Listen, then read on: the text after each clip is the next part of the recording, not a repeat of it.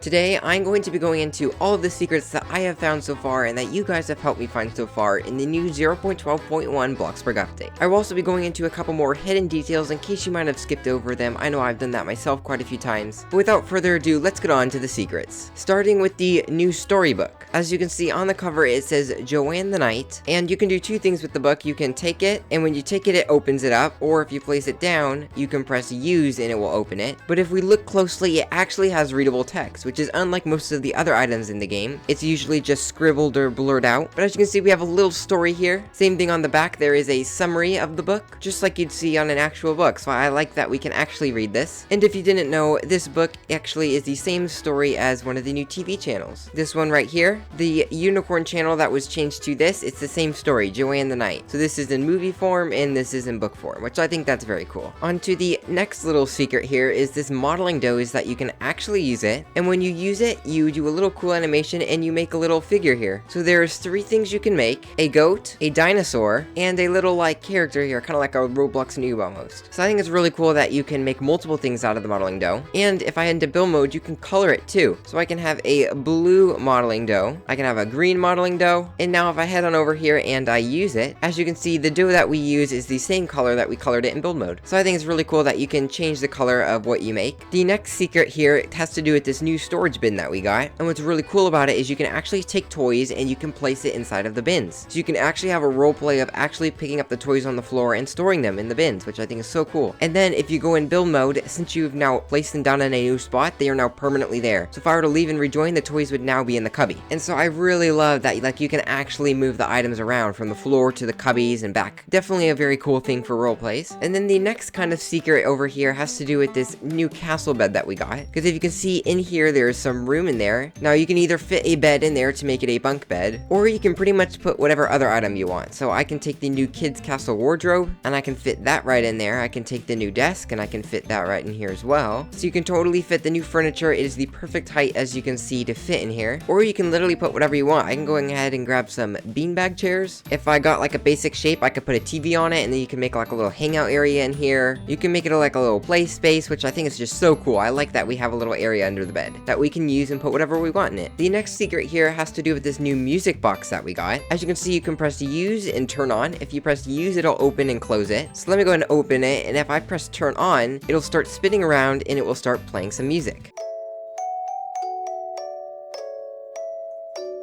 And what's really cool is I can go ahead and close it and it will still play the music. And it even still spins inside. It's basically the other little musical noob here we have. They play the same music and they both spin, except this one is in a really cool jewelry box and this one is just like on a spinning pedestal. The next little kind of secret is that if I head into take ingredients, they actually still have two of the Halloween foods. As you can see, we still have pumpkin macarons and we also have the pumpkin chocolate chip bread. Those were the two new Halloween foods we got in the last update. So if you forgot to stock up on those, you still can. I don't think it's supposed to be that way, so Bloxburg may remove it pretty soon, or they may just leave it until the next update, who knows. And if I take this yo-yo here, it has multiple yo-yo animations, which I think is cool. So if you play around with it multiple times, you'll get all sorts of different animations. There's side-to-side ones, back and forth, up and down, all sorts of fun ones. So I just love that Bloxburg added multiple animations, so that it's not the exact same every time you use it. And for the next little secret, they added two new foods into quick meals. The first one is this package of cheese crackers, Aunt Carol's crackers,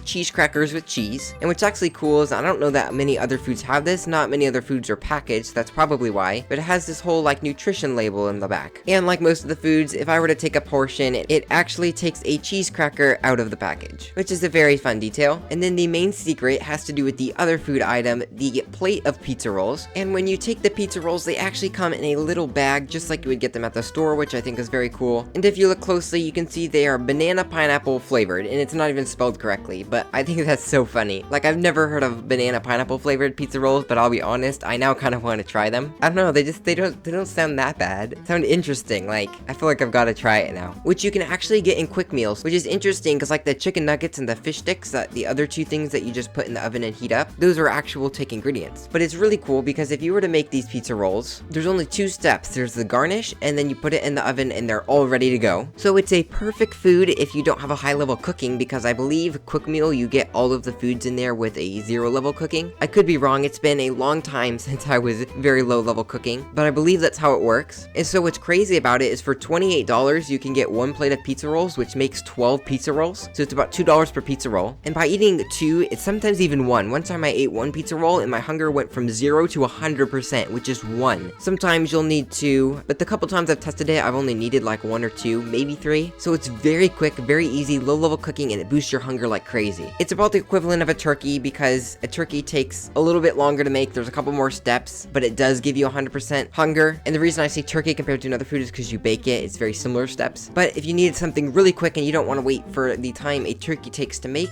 you can just throw some pizza rolls in the oven and there you go. Eat 2 or 3 and you've got 100% hunger. As you can see, if I take one, I am at 20% hunger. If I were to go ahead and eat all, as you can see, it jumps up to 71% and it's going to keep going up because it's +1 hunger. So if I wait, this will bump me up to 100%, but sometimes you'll get it when this is pink and it will be +2 hunger. It'll bump it up to 50 immediately and then it will rise all the way up to 100%. So it's a very good quick and fast food if you have low level cooking. And as you can see, I took 1, I ate 1, and if I were now to store it, there's 11. So you can see 12 in total. One thing that is kind of bugged right now though, if I were to place a pizza roll down, for some reason you can't pick it up. I'm assuming that's a bug. I would think you'd be able to pick it up. So just don't place pizza rolls down right now because then they're broken. And the only way to then get rid of them would be to delete the item they're on. In fact, be careful of placing them on the ground because you can't even delete them in build mode. So like if they're not on an item, I don't even know that you can get rid of them. Yeah, see, I can't delete them. I'd have to delete the whole item. So if it was on the ground, I don't even know that you'd be able to get rid of it until they fix it. So just be careful about placing pizza rolls down. And there you go. As I can see, 100% hunger and it's still going. So it is a very good food for boosting your moods. The next little hidden detail I want to go over is that you can use certain items as a teen or adult. So right now I am an adult, and as you can see, if I go to sleep in this castle bed, it'll say I am too old for this. Oh, and real quick, when you slide down the slide, you actually get a little thing here that boosts your fun. That's pretty cool. But back to what I was talking about, I am now a teen, and if I go to try to sleep in the bed, I can do that. So it's very much like the kid vehicles where you can use them as a teen. For example, if I were to get this Little Wheels push power car, I can use it as a teen, although my head does kind of like poke through the thing. But one thing you can use as an adult, because it's not really a kid's vehicle, is this electric scooter. So this you can use as an adult because it's more of a family item than a kid's item. But if I now change myself to a toddler, I cannot use the electric scooter. There's also some other things I can't use, like I cannot use the yo-yo. I am too young for that. And if I go into my backpack, if I wanted to equip like a shopping cart, it'll say too young if I'm too young for it. And back to being an adult with the new permission settings. As you can see, something I kind of skipped over a little bit in my update video, there is multiple roles. So I can choose the permissions that co-owners on my plot have, I can choose the permission roommates have, I can choose the permission guests have, and there's even a custom role. So you can now give people a custom role that has your custom settings. So I think that's really cool. And I was curious about what this generate items meant in my update video, but I'm pretty sure that this means like if you were to make a snowman in the winter time, I'm pretty sure this, if I click this on, guests would be able to make a snowman, therefore generating an item on my plot. Since when you make a snowman, it is then permanently on your plot. So I'm pretty sure that's what that means. But the rest of the settings, they're pretty straightforward, and there's a little description too for some of the ones that may be a little bit more confusing. But then you also have default player permission, which I kind of skipped over a little bit too. But that is awesome because that's amazing for like events. So if I change this to guests, everybody who joins the server would automatically have guests. So wouldn't have to worry about giving everyone guests for an event. It would just, that when they join, they'd auto have it, which is amazing. And the next thing on my list is this carpet here. I mean, it's pretty easy to tell this is the Bloxburg town, but if you look closer, you still have some of the old buildings on the map, which is cool. So I like that Bloxburg is like kind of hanging on to like the old map a little bit, so that new players who didn't know the old map, they can kind of see like where Bloxburg came from. Like I think it's really cool how they're not completely getting rid of everything, but they still find ways to incorporate like the old map and the old things into something like this. So I'm very happy with that. The next thing has to do with the new